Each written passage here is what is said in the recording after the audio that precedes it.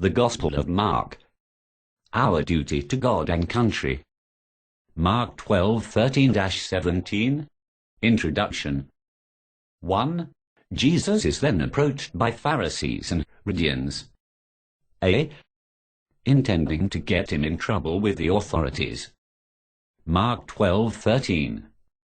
Luke 20:20. B. Who question him whether one should pay taxes to Caesar. Mark 12:14-15. 2. Ever the master teacher, Jesus easily dealt with their question. A. Seeing through their hypocrisy, he called for a coin. Mark 12:15. B. He asked whose inscription was on it, and they answered Caesar's. Mark 12:16. C. His reply caused them to marvel. Mark 12:17. They sent some of the Pharisees and of the Herodians to him, that they might trap him with words.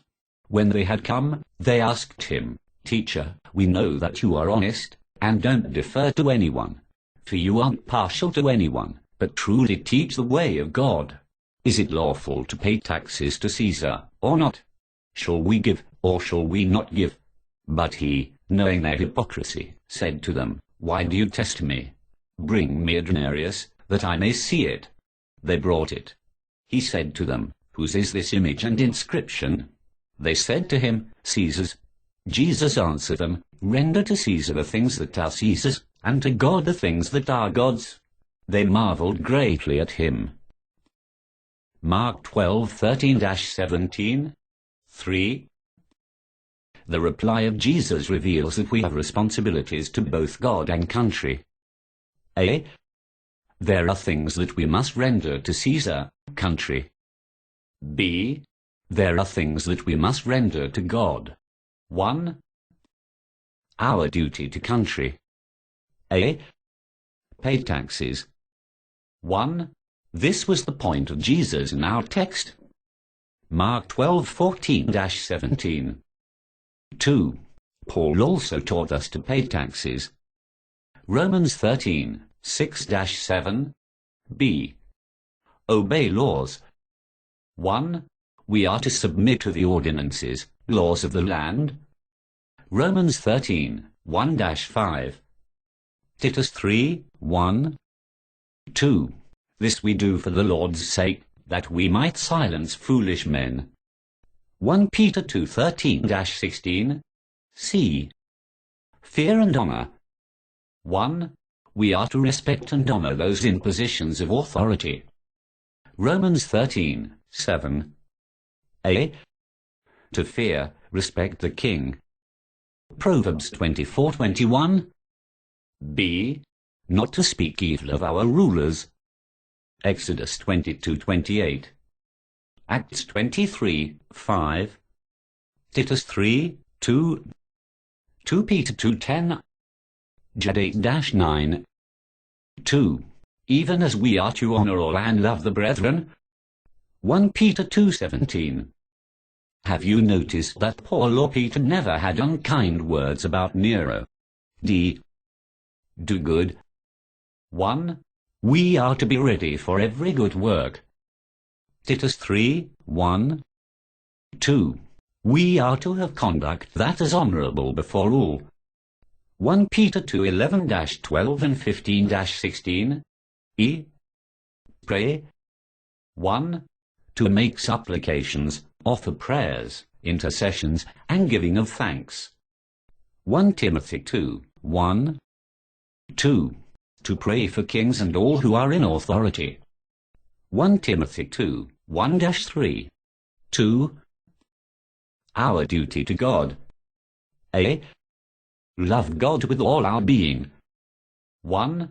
Jesus considered this the greatest commandment of the law. Matthew 22:34-38. 2. Being the greatest command, I would suggest this is our greatest duty. B. Obey God from the heart. 1. If we love God, we will keep his commandments. 1 John 5:3. 2. Jesus taught that keeping his commandments is evidence of true love. John 14:15 and 21, also 23. C. Make God our priority. 1. His will, His rule, His righteousness should be our first priority. Matthew 6:33. 2. Not only over our personal concerns, but even over our duty to country. A. When there is a conflict between duty to God and country, God must come first. B. As stated by Peter, we ought to obey God rather than men. Acts 5:27-29. 3. This helps to answer questions that often arise regarding the Christian's duty to government. A. Can a Christian vote? B. Can one serve in political office? C. Can one serve in the military or other civic duty? 4. If such duties come at too high a price, placing country before God, a Christian must obey God rather than men. A. In some countries, the price may be too high, and Christians could not serve in political office or exercise certain rights as citizens. B. Other countries may allow for God to take precedence in one's conduct, permitting Christians to participate in such things. Conclusion. 1. Christians ought to be a blessing for any country in which they reside. A. A source of revenue, with respect for laws, and reverence for those in authority. B. Contributing to the general welfare through good deeds and fervent prayers. 2. Christians can be a blessing to their country.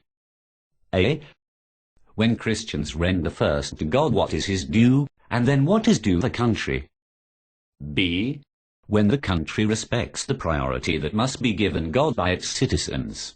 While those in authority might not always understand their proper place, and expect more of their citizens than what is right, may we who are disciples of Christ never fail to render therefore to Caesar the things that are Caesar's, and to God the things that are God's. The end. The Gospel of Mark. Our duty to God and country. Mark 12:13-17.